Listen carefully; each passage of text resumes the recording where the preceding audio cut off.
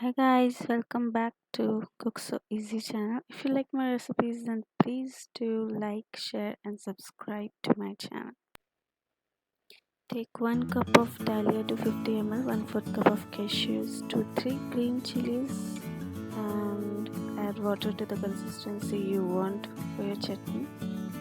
And then add salt, grind it into a fine paste. Then for bagar, take 1 tablespoon of oil and add mustard seeds as much as you want. I like it more, so I added more. Let it splitter and then add curry leaves and red chilies.